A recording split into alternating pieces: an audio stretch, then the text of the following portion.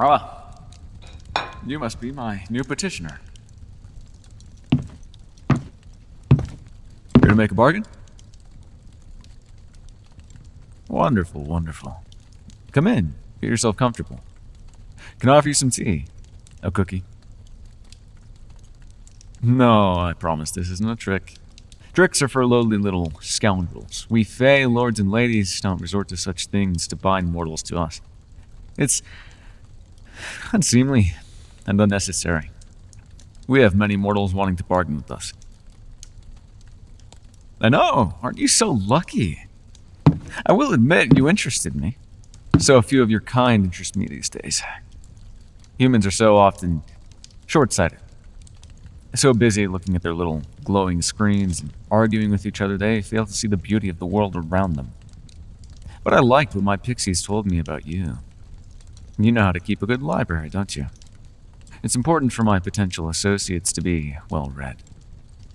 I don't care if it's high literature or, well, the strange things mortals write about us, magical creatures. Written words engage the brain and keep one's senses sharp. Very important to keep your wits about you if you hope to enter this world. And the plants and animals you keep. A caring nature is also essential. Fae magic is like a plant under your care. It isn't just a switch that you flip on and off like some simple machine. You must nurture it, care for it dutifully. If you wait patiently for the magic to blossom, it will reward you its sweet nectar.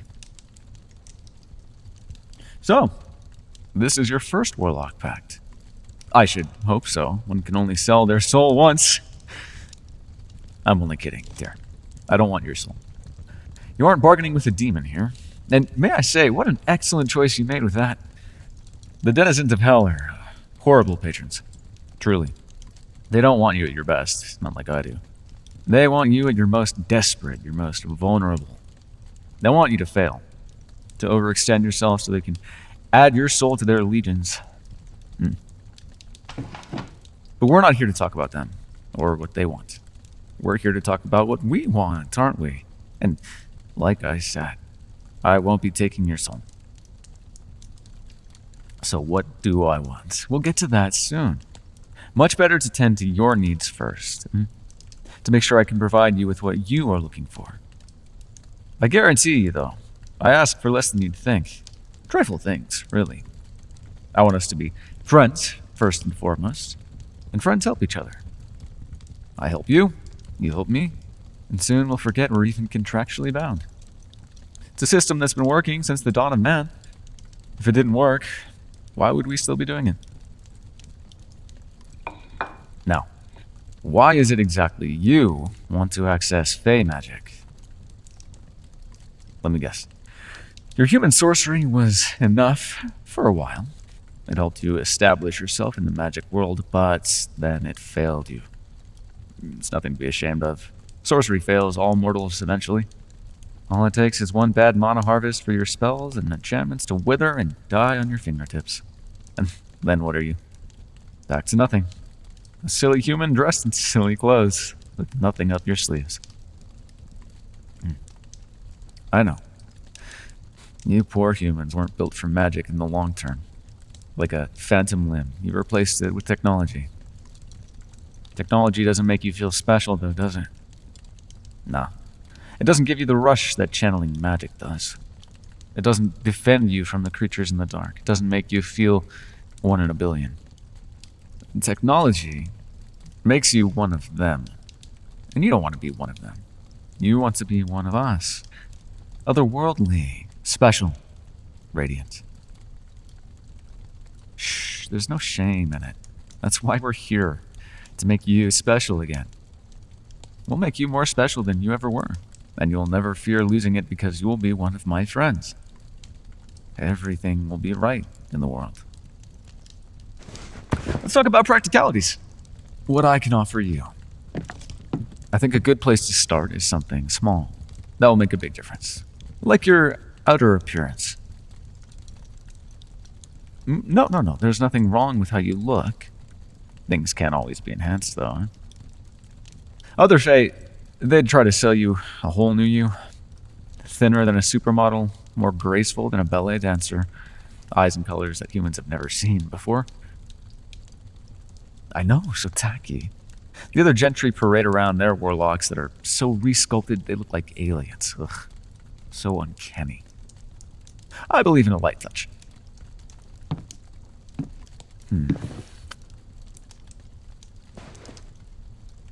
None of what I'm doing right now is permanent. It's all just a suggestion. Just shake your head and all of your features will bounce back into place.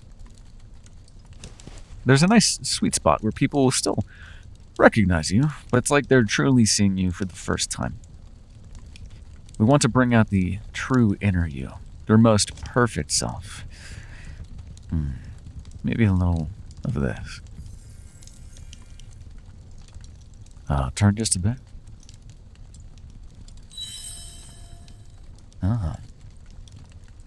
Oh, look at that.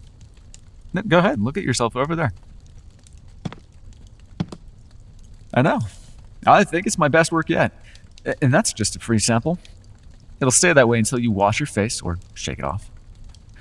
Yeah, try that tonight. Go to a social gathering. They'll fawn over you. I can teach you how to change your look yourself as well. You can change anything about your body that you don't like. I still recommend you pass any changes by me first until you get the hang of it yourself. Self-sculpting is so easy to get wrong. It can look like you bought a do-it-yourself plastic surgery kit. Glamour? No, this isn't a glamour. This is a tangible kind of magic. Feel free to touch it. Go ahead. Can I tell you the truth about glamour? And keep in mind, the other Fae would kill me if they knew I was giving away our secrets, but glamour is terrible. It's the fast food of Fae magic. Cheap and easy to sell, but it ruins you. Glamour erodes whatever you modify it with. Makes the thing you enchant slowly lose whatever made it truly special in the first place. If you use it to make your eyes brighter, your eyes get just a bit duller without it. Use it to make your dress silky and fine, and when the glamour wears off, it will start to fray at the edges. Soon enough, you'll need to constantly be using a glamour just to keep your life from falling apart. I know. It's awful. If I was any less scrupulous, if you were dealing with anyone else, really, it'd be the first thing offered to you. But here I am, arming you with knowledge, even if you walk away from my table today. I must really like you. Well, changing what you look like is well and good and all, but I can sense you want to be more than just a pretty face. You want some practical abilities. I respect that. We have things to accomplish in this world, after all. Let me give you a few other examples of magic I can offer that might interest you. How about animating your reflection? Really? After all, your reflection is quite lazy. All it does all day is copy whatever you do. So much wasted time. You can easily put it to work. Oh, what does an animated reflection do? Well, for starters, it can travel through the realm of reflections. In that world, all reflections act as windows into our world. Your reflection can travel freely and peer through any reflective surface. Very useful for spying, listening, scouting ahead. There are many more shiny surfaces in the world than most people notice. Invest some more magic into the spell, and it will be yet more useful. Your reflection could then reach into the physical world temporarily and, say, grab something for you. Or you could use a mirror as a portal of sorts. You'd never be trapped in any location where you can see yourself in something. Intriguing, isn't it? Mirror magic is among my personal favorite domains. Of course, as long as your reflection is away, you wouldn't be able to look at yourself. Other people wouldn't notice, no, not like a vampire. But it can be inconvenient nonetheless. I will always be here to tell you how you look, though. Or are we perhaps thinking something more direct? You must keep in mind that Fae magic, by its very nature, is subtle. No, you won't find any spells for making war here. We're a gentle people. Not harmless, but gentle. Of course, I'm not suggesting you're a brute or anything of the sort. You're here, after all. But you want something that makes you feel more in control. I understand. How about enchantments? We love emotions here in the land of the Faerie. Emotions are such powerful things, and humans are so often controlled by their emotions when they should be the ones in control. Yes, we have many ways to make people feel the way that we want them to. It isn't controlling their minds. We can do nothing to a person's free will. But we can hold a thumb on the ever-changing scales of joy and sadness, fear and rage, hope and wonder. It's all about reaching into them and finding what triggers each emotion. What do they work for? What do they fear most? We can look into their hearts and dredge up what's already there. So many people don't know what they want. We can present what we want them to want, and they'll take the only option they see. You're wondering if I'm using this on you right now. No, my dear. Here, you and I are equals. A deal struck while enchanted would be no deal at all. Try not to get paranoid on me. That's my point. You can be the one in control with enchantment. On the stage of the world, you can be the director instead of an actor. Perhaps you're interested. It's a big responsibility, I know. People find out you've been enchanting them and they'll lash out at you, whether you saved their life or ruined it. Like I said, humans are emotional. How do these options strike you? I could sit here forever rattling off different kinds of magic I could grant you, but I don't want to make you dizzy with options. It's best to start simple. We can always change out the magic you have access to as easily as going shopping for new clothes together. Yeah, this will be quite fun. I'll let you think about it. And while you think, I'll tell you what I want out of this deal. Well, like I said, I'm a very simple patron. I just ask for a few favors every now and then. Most of them won't even feel like work. First of all, you'll be spending time as one of my courtiers, like a handmaid or an attendant. You'll be spending some time in the land of Faerie, under my protection, staying close by my side as I attend functions and matters of court. Yes, part of the job is allowing me to show you off. You'll need to be polite and courteous to the other lords and ladies. You'll also keep my confidence. Unfortunately, I can't trust any of my peers, and they can't trust me. But you'll be bound to me. You couldn't spill my secrets if you wanted to. And I have a lot of secrets to share. It'll be fun! You'll even be able to eat fairy food without it enthralling you. Don't stuff your face, though. It wouldn't be polite. So, that would be your first duty. On the other side of that particular coin, you would be one of my emissaries, an agent to represent my affairs in the mortal realm. Yes, this is historically what warlocks are used for. We outsiders cannot wander freely through your world. Much easier to work through a proxy. You've done your homework. Sharp mind. I would start you off on light duty, nothing precarious. You'd sit in on local councils where I hold a stake, places my presence would be expected. You would not speak unless it's spoken to. As my representative, anything you say is implicitly said by me. Eventually, you would also be a messenger for me, perhaps an investigator. Let's say one of my other warlocks has dropped off the face of the earth without warning. I would send you to find out why, probably as part of a team. Yes, there are others. I would love to be a one warlock kind of fae. Unfortunately, we don't live in a world that allows me to be. I try to keep my mortal friends as separate as I can, just to keep things untangled. But there will be times you'll have to rely on each other. Just don't start comparing magic and lose focus on the objective. I cultivate a special and unique relationship with all of my warlocks. Everyone's gifts look different because I tailor them to the individuals.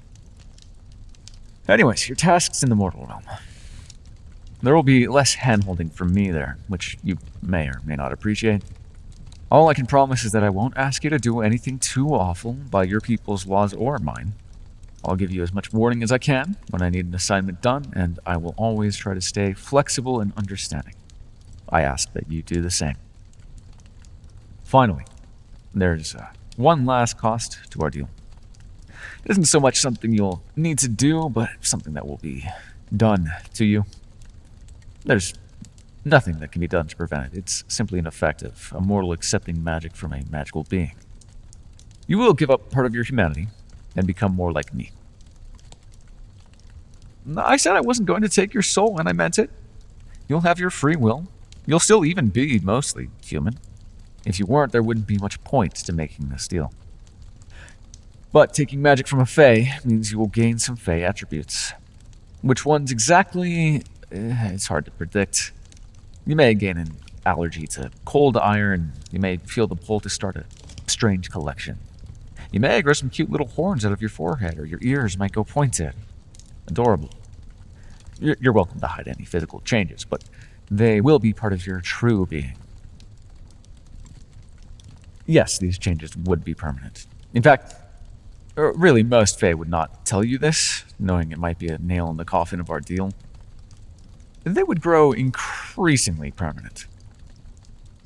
As in, you would eventually become a Fae, like me, were you to continue using my magic. A true resident of Faerie, no longer a part of the world of men. Oh, it would take decades of you using my magic. Really, I don't want it to happen. I would rather my warlocks stay mortal. It's just an unfortunate side effect of using Fae magic so much. The universe kind of starts to think that you are one. Yeah, heavy, I know. But being a Fae isn't so bad. You would be literally immortal. A true magical being, no longer reliant on me for your magic. Sure, you start lowly, but after a few thousand years, you could work your way up to being part of the aristocracy, like me. No, I was never human. At least I don't think I used to be. I'd remember that, wouldn't I? Anyways, those would be the costs of our pact. It really isn't so bad, I promise. Most of the time, you'll just be using magic as much as you want without a care. Now, of course, you can think about it. I have all the time in the world. Go ahead. Go see if your mortal sorcery is any stronger today. Maybe you don't even need me. Wouldn't that be great? Really, I hope you don't need my help. I want you to succeed. But my door is always open to you if your other options don't work out. Always.